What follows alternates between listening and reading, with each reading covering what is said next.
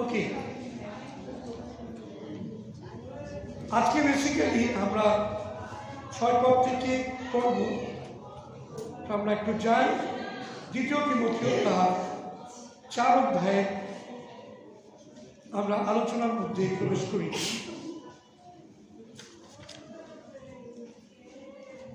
আমরা দ্বিতীয় বিগত দিনে আলোচনা করেছিলাম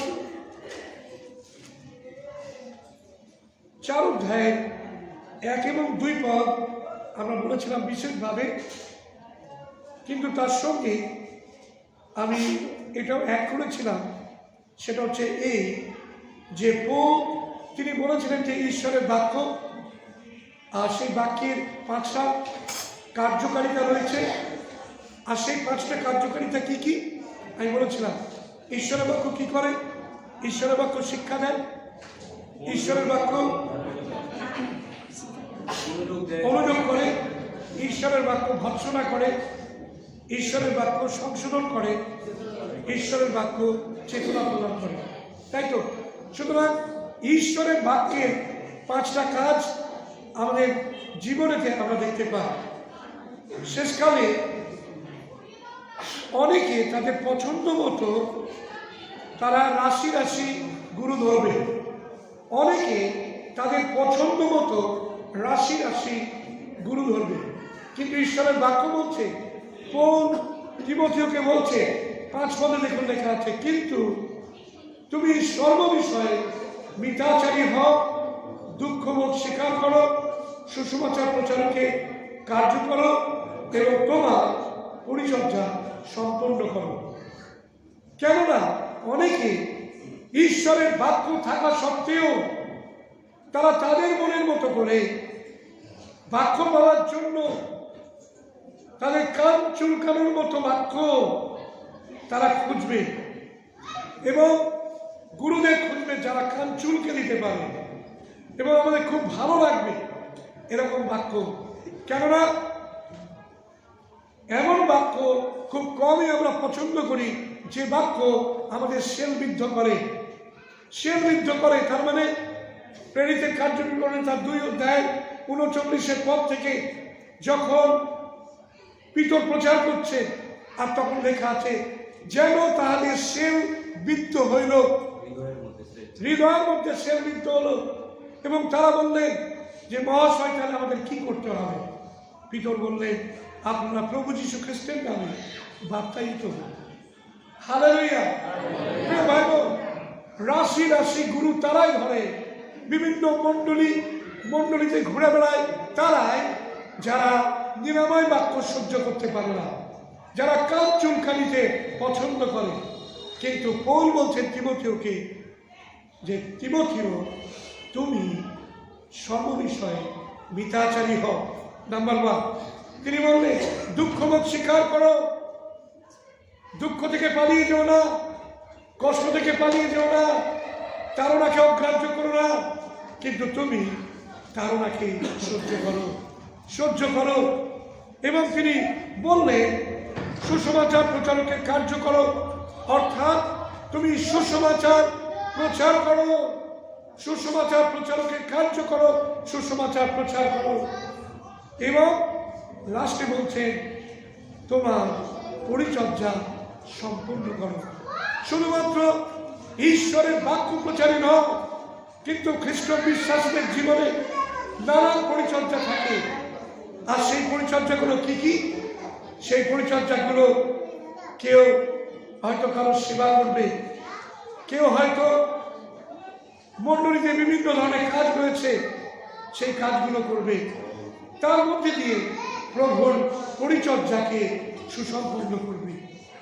ভলেন্টিয়ার রয়েছে আমাদের মণ্ডলীতে, তারা যখন প্রত্যেক মাসে প্রথম রবিবার তারা বিভিন্ন সমস্ত টেবিল ইত্যাদি পাতে খাবার দাবার জোগাড় করে, তারা সার্ভ করে, মণ্ডলীতে বিভিন্ন কাজে তারা বিভিন্ন সময়তে সাহায্য করে।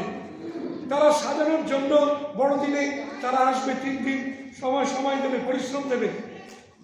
প্রিয় ভাই বোন, এগুলোর মধ্যে দিয়ে ঈশ্বরের বাক্য বলছে তোমার পরিচর্যা সম্পন্ন করো, অর্থাৎ তোমার পরিচর্যাটা ঈশ্বরের জন্য তুমি মনে করো যে প্রভু তোমাকে এই কাজের জন্য দিয়েছে, তাহলে তুমি সেটাকে পূর্ণ করো, সম্পূর্ণ করো। হালেলুয়া। প্রিয় ভাই বোন, ঈশ্বর তিনি আমাদের নানান বরদানে পরিপূর্ণ করেছেন। আর সেই বরদানগুলো যদি আমরা মণ্ডলীর কাজের জন্য ব্যবহার করতে না পারি, তাহলে কি সেই বরদান ব্যবহারের জন্য পুজো প্যান্ডেলে গিয়ে আপনাকে কি হিন্দি গানে বাজাতে হবে? তাতে আপনার যে বরদান রয়েছে সেটা কি খুব ভালোভাবে আপনি ব্যবহার করতে পারবেন? অনেক সময় অনেকে নাচতে পারে, পুজো প্যান্ডেলে গিয়ে তারা নাচছে, পুজো প্যান্ডেলে গিয়ে নাচছে। কারা? বিশ্বাসীরা নাচছে।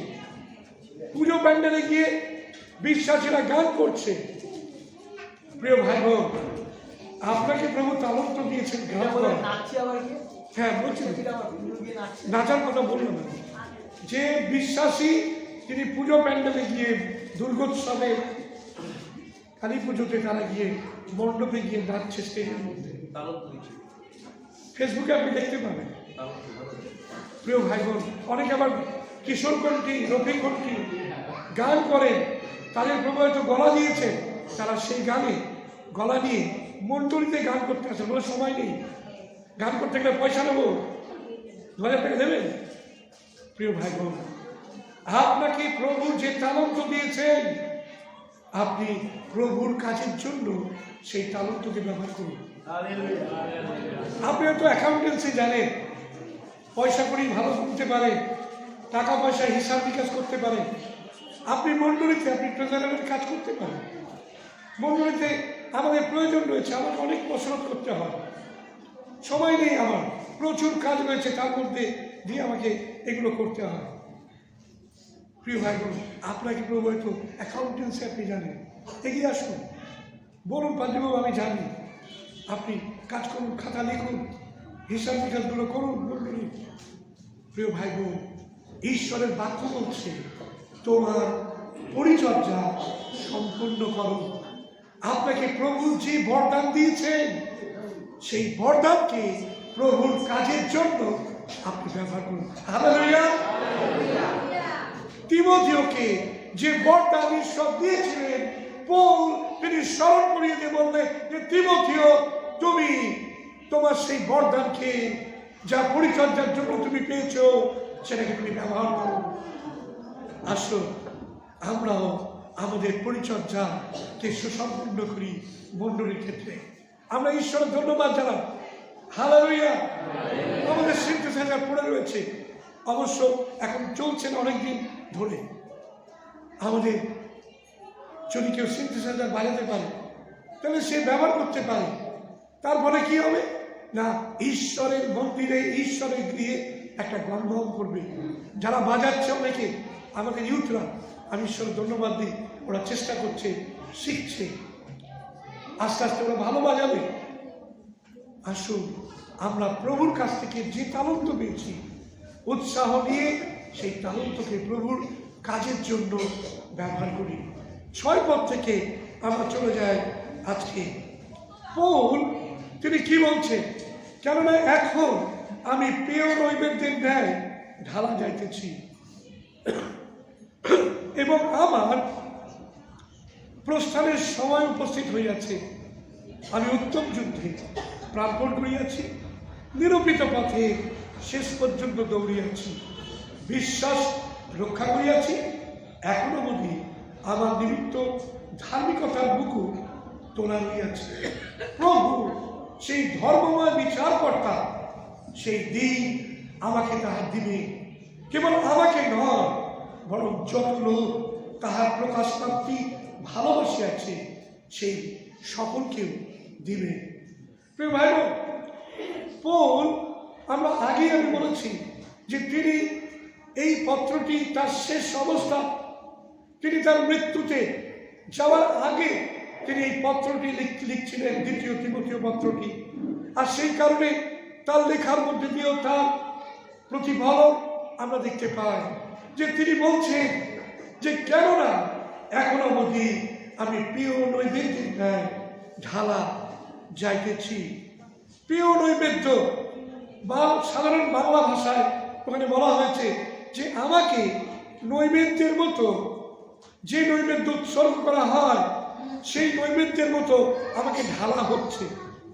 প্রিয় ভাই বোন, পুরাতন নিয়মে যখন সেই বিভিন্ন নৈবেদ্য নিয়ে আসা হতো, আর সেই নৈবেদ্যের মধ্যে একটি ছিল হোমযজ্ঞ, হোম বলি, মঙ্গলার্থক বলি, এগুলো সমস্ত ছিল। সুতরাং হোম বলি যখন করা হতো তখন সেই হোমের যজ্ঞটা সাজানো হতো এবং তার মধ্যে সেই সমস্ত যেগুলো আরও সেটাকে উস্কে দিতে পারে সেই সুগন্ধি ইত্যাদি সেগুলোকে সেখানে প্রদান করা হতো। প্রিয় ভাই বোন, আজকে পৌল বলছেন যে আমি প্রিয় নৈবেদ্যের ন্যায় ঢালা যাইতেছি। আর তিনি পরিচর্যাকে তিনি বলছেন যে প্রভু তার পরিচর্যার জন্য তাকে মনোনয়ন করেছিলেন, আর সেই পরিচর্যার জন্য তিনি তার জীবনকে সেই নৈবেদ্যের মতো সমর্পণ করে বলেছিলেন যে প্রভু, আমার এই জীবনটা তোমার সুসমাচারের জন্য নিবেদিত, এটাকে তুমি গ্রহণ করো। যেন পৌলকে ঢেলে দেওয়া যাচ্ছে, আর পৌল তিনি কোনো কিছু বলছেন না, আর তিনি জানেন যে তিনি যখন পড়ছেন, চিন্তা করুন, ঘি আগুনের মধ্যে ঢেলে দেওয়া হচ্ছে, আর সেই ঘিটা যখন পড়ছে আগুনের মধ্যে, যখন পড়বে তখন আগুনটা আরো প্রজ্বলিত হবে, তার লেলিহান শিখা আরো বেড়ে যাবে, কিন্তু সেই ঘিটা জ্বলে শেষ হয়ে যাবে। পৌল নিজেকে ঠিক সেরকমই বলছে যে আমি প্রিয় নৈবেদ্যের মতো আমাকে ঢালা যাচ্ছে, ঢালা যাইতেছি, এবং আমার প্রস্থানের সময় এসে উপস্থিত হয়ে গেছে। প্রিয় ভাই বোন, পৌল তার সেই প্রস্থানের সময়, অর্থাৎ তার যাওয়ার সময়, তার মৃত্যু আসন্ন প্রায় তিনি বুঝতে পেরেছিলেন, আর সেই কারণে তিনি বলছেন যে আমার প্রস্থানের সময় উপস্থিত। প্রিয় ভাই বোন, খ্রিস্ট বিশ্বাসীরা, আপনার আমার জীবনের জন্য যদি আমরা খ্রিস্টের জন্য নিজেদের জীবনকে উৎসর্গ করে থাকি, যদি প্রভুর সুসমাচারের জন্য আমাদের জীবনকে আমরা উৎসর্গ করে থাকি, তাহলে আমরা বিনা দ্বিধায় আমাদের জীবনকে যেন প্রভুর কাছে আমরা সমর্পণ করি, এবং আমরা যেন মনে রাখি যে আমাদের দিন আসন্ন প্রায়। কোন সময় আমাদের জন্য দিন এসে যাবে, অর্থাৎ মৃত্যু এসে উপস্থিত হবে, আমরা কেউ জানি না, কিন্তু আমাদের মনে রাখতে হবে যে আমার প্রস্থানের সময় এসে উপস্থিত। যারা সুসমাচার প্রচার করেন না তারা হয়তো ভাবছেন, না আমি তো সুসমাচার প্রচার করি না, অতএব আমার প্রস্থানের সময় আমি বলতে পারি না। প্রিয় ভাই বোন, প্রতিটি খ্রিস্ট বিশ্বাসী তাদের বোঝা দরকার যে তাদের যাওয়ার সময়, যে কোনো সময় প্রভুর ডাক আসলেই তাদেরকে যেতে হবে। পৌল একজন কার্যকারী ছিলেন, একজন থিওলজিয়ান ছিলেন, আর তার যাওয়ার বিষয়টা মণ্ডলীর কাছে একটা বিশেষ শকিং। কেন? তার কারণ তার মতো একজন প্রচারক, তার মতো একজন লেখক মণ্ডলীর ইতিহাসে তিনি সত্যি বিরল। কেননা পৌল প্রায় 13 থেকে 14টা বই লিখেছে। নতুন নিয়ম পৌলের দ্বারাই আমরা দেখি যে কয়েকটা বই ও লিখেছে, কিন্তু ম্যাক্সিমাম বই পৌল লিখেছেন। আর সেই পৌল বলছেন যে আমার প্রস্থানের সময় এসে উপস্থিত। একজন ইম্পর্টেন্ট ব্যক্তি, একজন গুরুত্বপূর্ণ ব্যক্তি, তিনি যখন বলছেন আমার যাওয়ার সময় হয়েছে, তখন সেটা অবশ্যই দুঃখজনক বিষয়। প্রিয় ভাই বোন, আসুন আমরা যেন প্রস্থানের জন্য প্রস্তুত থাকতে পারি। আমিন। আমরা যেন প্রতি মুহূর্তে প্রস্থানের জন্য প্রস্তুত থাকতে পারি, কেননা প্রস্থানের সময় যে কোনো সময় আসতে পারে। সাবধান। পৌল বলছে যে আমি উত্তম যুদ্ধে প্রাণপণ করিয়াছি, উত্তম যুদ্ধে প্রাণপণ করিয়াছি, নিরূপিত পথের শেষ পর্যন্ত দৌড়িয়াছি। প্রিয় ভাই বোন, এই অংশে বিশেষভাবে আমরা দেখি যে পৌল তিনি তার মৃত্যুর বিষয়তে নিশ্চিত হয়েছিলেন, তিনি জানতে পেরেছিলেন এবং তিনি বুঝতে পেরেছিলেন যে তার মৃত্যু সন্নিকট। প্রিয় ভাই বোন, সেই জন্য পৌল তিনি কতগুলো কথা বলেছেন। তিনি প্রথম বলছেন যে এই জীবন এমন একটি উত্তম যুদ্ধের মতো, যে যুদ্ধে প্রত্যেকটি খ্রিস্ট বিশ্বাসীকে প্রস্তুত থাকতে হবে। তিনি বলছেন যে আমি উত্তম যুদ্ধে প্রাণপণ করিয়াছি। সকলে আমরা খ্রিস্টীয় যুদ্ধের মধ্যে আমরা রয়েছি। যদি কেউ মনে করে যে আমি যুদ্ধের মধ্যে নেই, তাহলে সে খ্রিস্ট বিশ্বাসী নয়। কেন বলুন তো? তার কারণ প্রত্যেকটা খ্রিস্ট বিশ্বাসী তারা কিন্তু যুদ্ধের মধ্যে রয়েছে। ডাইরেক্ট হোক, ইনডাইরেক্ট হোক, ডাইরেক্টলি বা ইনডাইরেক্টলি তারা কিন্তু প্রত্যেকে যুদ্ধের মধ্যে জড়িয়ে রয়েছে। তার কারণ বিপক্ষ দিয়াবল সকল সময় খ্রিস্ট বিশ্বাসীদের আক্রমণ করছে। আপনি একজন খ্রিস্ট বিশ্বাসী, আপনাকে আক্রমণ করছে। সেই জন্য সেই আক্রমণে যদি আপনি নিজে শুয়ে পড়েন, তাহলে কিন্তু সে জয়ী হয়ে যাবে।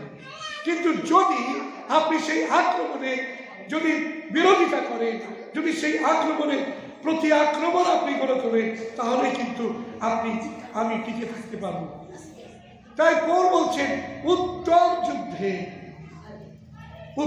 যুদ্ধে প্রাণপণ করিয়াছি। প্রিয় ভাই বোন, আপনি আমি কি উত্তম যুদ্ধ করছি? কেননা আমাদের আত্মাকে রক্ষা করার জন্য, আমাদের অনন্ত জীবনে প্রবেশ করার জন্য এই যুদ্ধ উত্তম যুদ্ধ, ভালো যুদ্ধ, উত্তম যুদ্ধ।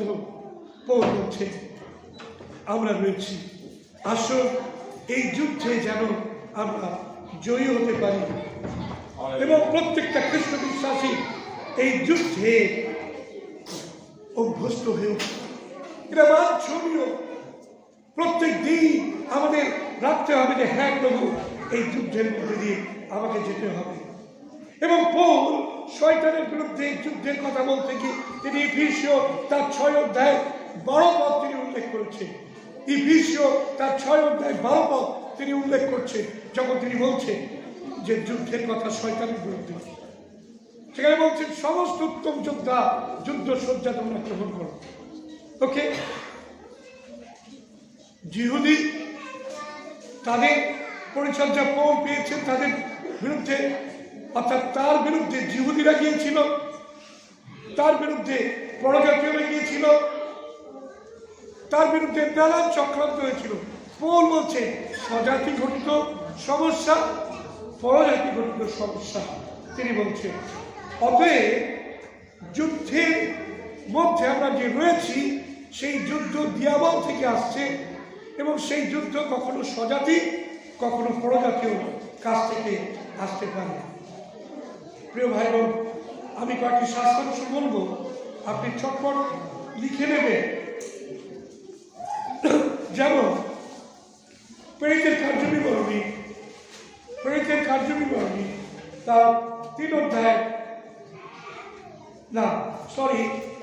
এখানে 2 তিমথিওতে তার 3 অধ্যায় 1 থেকে 5 পদ, 2 তিমথিও 3 অধ্যায় 1 থেকে 5 পদ, সেখানে জিহুদি এবং পরজাতীয়দের মধ্যে থেকে যে তাড়না সেটা উল্লেখ রয়েছে। আপনি লিখতে পারেন রোমীয় তার 1 অধ্যায় 21 থেকে 32 পদ, সেখানেও একটা যুদ্ধ রয়েছে। 2 তিমথিও 3 অধ্যায় 1 থেকে 5।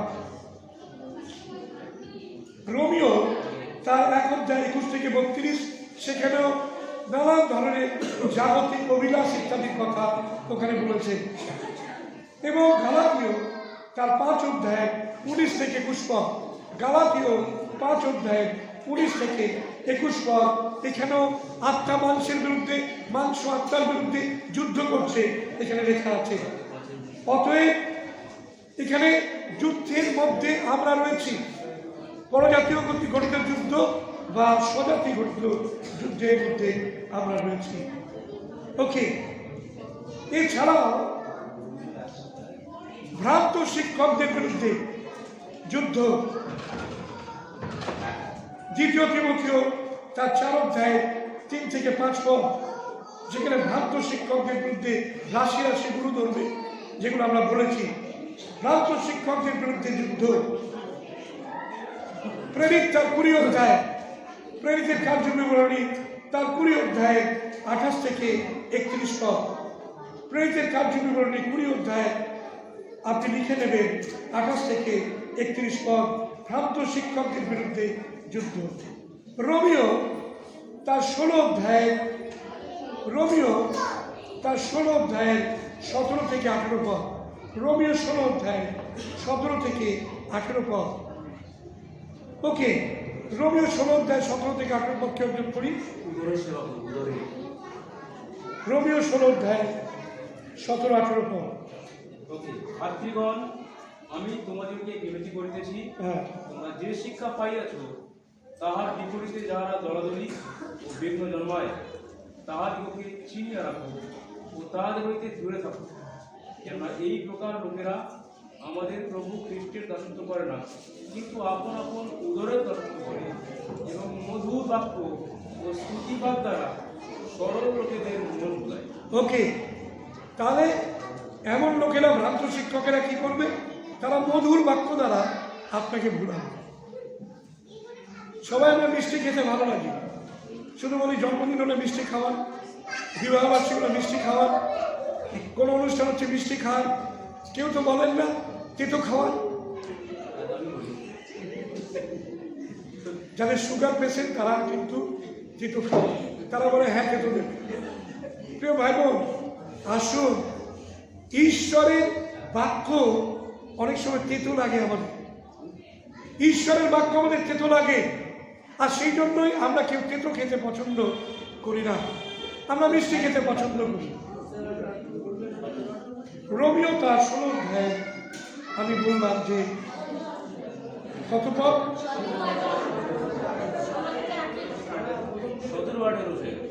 17-18 পদ আমি বলছি।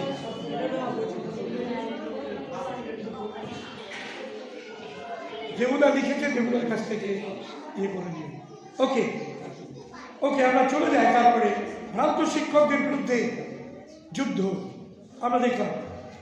সুসমাচারের বিকৃতি বিরুদ্ধে যুদ্ধ। সুসমাচারকে বিকৃত করে তাদের বিরুদ্ধে যুদ্ধ আপনাকে আমাকে করতে হবে। গালাতীয় তার 1 অধ্যায় 6 থেকে 12 পদ। গালাতীয় 1 অধ্যায় 6 থেকে 12 পদ। তারা সুসমাচারের বিকৃত করে দেয়, সঠিক সুসমাচার দেয় না। ঠিক আছে, এই ধরনের সুসমাচার দেয় আমরা দেখতে পাচ্ছি যে গালাতীয় 1 অধ্যায় 6 থেকে 12 পদ। জাগতিকতার বিরুদ্ধে আমরা দেখি যে রয়েছে যুদ্ধ। আজকে ঈশ্বরের আওয়াজ আমরা শুনেছি, সেখানে বলা হচ্ছিল, প্রভু বলছিলেন যে তোমরা জগৎ থেকে বেরিয়ে এসো। তোমরা অনেকে জগৎকে তোমাদের মধ্যে স্থান দিয়েছ, কিন্তু প্রভু বলছে যে তোমরা জগতের মধ্যে থেকে পৃথক হয়েছ, তাই জগৎ থেকে তোমরা বেরিয়ে এসো। প্রিয় ভাই বোন, সুতরাং জাগতিকতার বিরুদ্ধেও আমরা যুদ্ধ করছি। জগৎ আমাদের টানছে, কিন্তু তার বিরুদ্ধে আমাদের যেতে হবে। জাগতিকতার বিরুদ্ধে, পাপের বিরুদ্ধে রোমিও তার 6 অধ্যায় 8 থেকে 8 পদ 13 পদ। রোমিও তার 6 অধ্যায় 8 পদ। ঠিক আছে প্রিয় ভাই বোন, পাপের বিরুদ্ধে 1 করিন্থীয় তার 9 অধ্যায় 24 থেকে 27 পদ। আমরা বিভিন্ন সংগ্রামের মধ্যে রয়েছি, যেগুলো আমি বললাম। পরজাতীয়, স্বজাতীয়, ভ্রান্ত শিক্ষক, সুসমাচারের বিরোধী, জাগতিকতা ইত্যাদি বিভিন্ন সমস্ত রয়েছে। প্রিয় ভাই বোন, আসুন আমরা যেন উত্তম যুদ্ধ করতে পারি। তাই পৌল বলছে, আমি উত্তম যুদ্ধে প্রাণপণ করিয়াছি। আপনাকে আমাকে যুদ্ধের মধ্যে উত্তমতা রাখতে হবে, যেন আমরা জয়ী হতে পারি। তারপরে দ্বিতীয়ত রয়েছে ওখানে তিনি বললেন, অনেক দুঃখ কষ্টের মধ্যে দিয়ে, পরীক্ষা এবং বিপদের মধ্যে দিয়ে তাকে যেতে হয়েছিল। তিনি বলছেন নিরূপিত পথের শেষ পর্যন্ত আমি দৌড়িয়েছি। অর্থাৎ পৌলের দৌড়টা খুব ইজি ছিল না। এই দৌড়ের মাঝখানে নানান প্রতিবন্ধকতা ছিল। দেখবেন কিছু কিছু স্পোর্টস হয়, একটা নাম হচ্ছে অবস্ট্যাকল রেস। কারা কারা শুনেছেন অবস্ট্যাকল রেস? একটু হাত তুলে দেখাবেন। অবস্ট্যাকল রেস, অবস্ট্যাকল রেস মানে কি? প্রতিবন্ধকতা পেরিয়ে আপনাকে লক্ষ্যে পৌঁছতে হবে। ধরুন হয়তো আপনার রয়েছে কিছু ব্যারিয়ার দেওয়া রয়েছে, সেটাকে টপকাতে হবে। হার্ডল রেস, ওকে, অবস্ট্যাকল রেস বা হার্ডল রেস।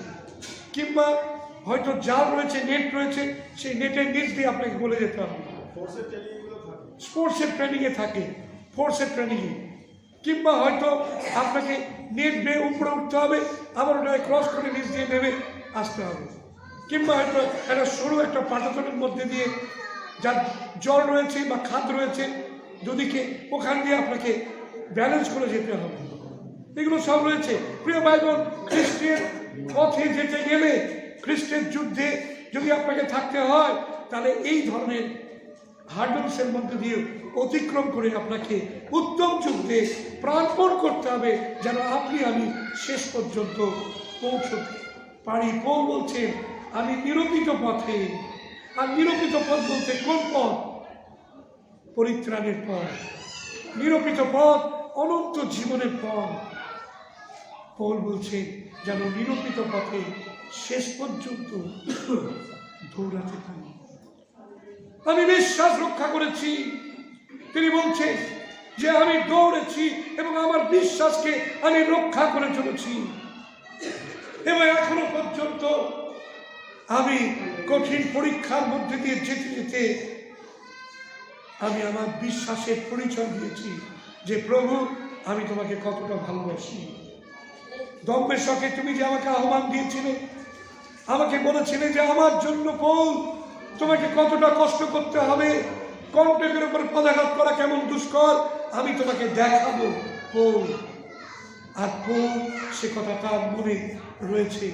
তিনি বলছেন আমি মনে রেখেছি, আমি কঠিন পরীক্ষার মধ্যে দিয়ে গেছি, আমি আমার বিশ্বাসকে ধরে রেখেছি, আমি খ্রিস্ট যিশু যিনি আমাকে দেখা দিয়েছিলেন আমি তাকে ছেড়ে দিইনি, কোনো অবস্থাতেই ছেড়ে দিইনি। প্রিয় ভাই বোন, আসুন, যে প্রভু আপনাকে আমাকে চয়ন করেছেন, যে প্রভু তার রক্তমূল্য দিয়ে আমাদেরকে মুক্তি দিয়েছেন, সেই প্রভুকে যেন আমরা কোনো অবস্থায় কোনো কারণে যেন আমরা পরিত্যাগ না করি। হালেলুয়া। কিন্তু সকল অবস্থায় সকল পরিস্থিতির মধ্যে যেন প্রভুকে আমরা ধরে রাখতে পারি। প্রভু আমাদের আশীর্বাদ করুন। পৌলের কথাটা আজকে সত্যি আমাদের ক্ষেত্রে প্রযোজ্য। যখন আমরা খ্রিস্টীয় যুদ্ধে আমরা ব্রতী থাকি, 8 পদে বলছে এখন অবধি আমার নিমিত্ত ধার্মিকতা মুকুট তোলা হয়েছে। এখন অবধি আমার নিমিত্ত ধার্মিকতার মুকুট তোলা রইয়াছে। প্রভু সেই ধর্মময় বিচারকর্তা সেই দিন আমাকে তাহা দিবেন। কেবল আমাকে নয়, বরং যত লোক তাহার প্রকাশ প্রাপ্তি ভালোবাসে আছে সেই সকলকে দিবেন। প্রিয় ভাই বোন, যেহেতু পৌল প্রভুর প্রতি এবং তার যে সুসমাচার তার কাছে গচ্ছিত রাখা হয়েছিল, তার প্রতি তিনি বিশ্বস্ত ছিলেন, তাই পবিত্র আত্মা তাকে বিশ্বাস দিচ্ছেন যে তার জন্য ধার্মিকতার মুকুট অপেক্ষা করে রয়েছে। হালেলুয়া। এবং কেবল তার জন্য নয়, কিন্তু যারা যত লোক তাকে বিশ্বাস করে বিশ্বাস রক্ষা করছে তাদের সকলের জন্য এই ধার্মিকতার মুকুট অপেক্ষা করছে। প্রিয় ভাই বোন, আসুন আমরা এই ধার্মিকতার মুকুটের জন্য যেন আমরা আকাঙ্ক্ষী হই, আমরা যেন অপেক্ষা করতে পারি। প্রভু যেন আমাদের প্রত্যেককে যে আশ্বাস দিয়েছেন সেই ধার্মিকতার মুকুট আমরা লাভ করতে পারি। পৌল বলছেন আমি প্রভু আমার জন্য যে মুকুট তুলে রেখেছেন ধর্মময় বিচারকর্তা, সেই দিন আমাকে তা দিবে। পৌল নিশ্চিত ছিলেন যে তিনি সেই ধার্মিকতার মুকুট প্রভুর কাছ থেকে পাবেন। প্রিয় ভাই বোন, আজকে আপনি কি জানেন, আমি কি জানি যে প্রভু যে ধার্মিকতার মুকুট আমাদের জন্য তুলে রেখেছেন, সেই মুকুট আমরা পাবো। পৌলের সেই নিশ্চয়তা ছিল, আপনার আমার কি সেই নিশ্চয়তা রয়েছে ভাই বোন? যদি থাকে তাহলে ঈশ্বরকে ধন্যবাদ দিন। কিন্তু যদি না থাকে এই নিশ্চয়তা, তাহলে প্রভুর কাছে এসে আপনি বলুন, প্রভু আমি জানি না যে আমার জন্য ধার্মিকতার মুকুট তোলা থাকবে কিনা, আমি শেষ পর্যন্ত টিকে থাকতে পারবো কিনা সেটাও আমি জানি না, কিন্তু প্রভু আমার একটা ইচ্ছা রয়েছে যে আমি তোমার সেই ধার্মিকতা মুকুট পেতে চাই। আমি তোমার সেই বিশ্বাসকে শেষ পর্যন্ত, এতদিন যা হয়েছে হয়েছে, কিন্তু এখন পর্যন্ত আমি আগামী দিনগুলোতে তোমার সেই বিশ্বাস রক্ষা করে চলতে চাই। তুমি আমাকে আশীর্বাদ করো। তাহলে আজকে আপনি সেই অঙ্গীকার করতে পারেন।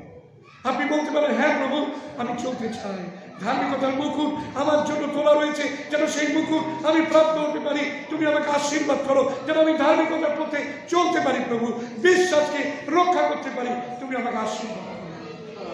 প্রিয় ভাই বোন, আসুন একটি বাক্য দেখুন, মথি লিখিত সুসমাচার তার 19 অধ্যায় 27 থেকে 29 পদ। মথি লিখিত সুসমাচার তার 19 অধ্যায় 27 থেকে 29 পদ। কেউ একজন পড়বে, আর কেউ একজন পড়বে 2 করিন্থীয় 5 অধ্যায় 10 পদ। 2 করিন্থীয়। তখন পিতর উত্তর করিয়া তাহাকে কহিলেন, দেখুন আমরা সমস্তই পরিত্যাগ করিয়া আপনার পশ্চাৎগামী হইয়াছি, আমরা তবে কি পাইব? যিশু তাহাদেরকে কহিলেন, আমি তোমাদেরকে সত্য করিতেছি, তোমরা যতজন আমার পশ্চাৎগামী হইয়াছ, কোন সৃষ্টিকালে যখন মনুষ্যপুত্র আপন প্রতাপের সিংহাসনে বসিবেন, তখন তোমরাও দ্বাদশ সিংহাসনে বসিয়া ইসরায়েলের দ্বাদশ বংশের বিচার করিবে। আর যে কোনো ব্যক্তি আমার নামের জন্য বাটি কি ভাতা কি ভগিনী কি পিতা কি মাতা কি সন্তান কি ক্ষেত্র পরিত্যাগ করিয়াছে, সে তার শতগুণ পাইবে এবং অনন্ত জীবনের অধিকারী হইবে। আমিন। ঈশ্বরের বাক্য খুব পরিষ্কার ভাবে ওখানে রয়েছে যে প্রভুর জন্য যদি আমরা কষ্ট স্বীকার করি, প্রভুর জন্য যদি আমরা থাকি, তাহলে আমরা যদি এখানে হারাই অনেক কিছু এই পৃথিবীতে, কিন্তু প্রভুর রাজ্যে আমরা তার শতগুণ আমরা ফিরে পাব। প্রভু আমাদের প্রত্যেককে সাহায্য করুন। আরেকটি পদ পড়বেন, তারপর বিশ্বাস করব। 2 করিন্থীয় 5 অধ্যায় 10 পদ। কারণ আমাদের সকলকে খ্রিস্টের বিচার সিংহাসনের সম্মুখে কেননা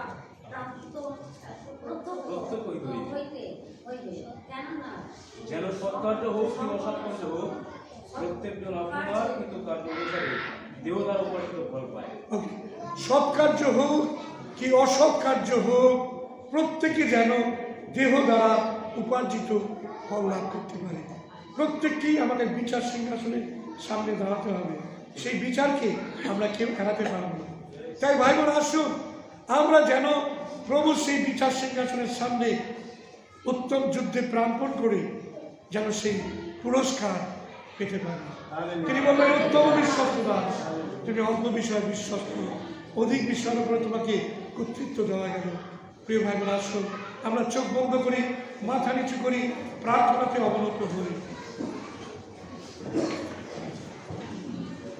আমরা প্রভুর ভোজের দিকে অগ্রসর হব না, কিন্তু সেই ভোজে যাওয়ার জন্য বা ভোজ গ্রহণের জন্য আমাদের জীবনে যে পবিত্রতার প্রয়োজন, প্রিয় ভাই বোন,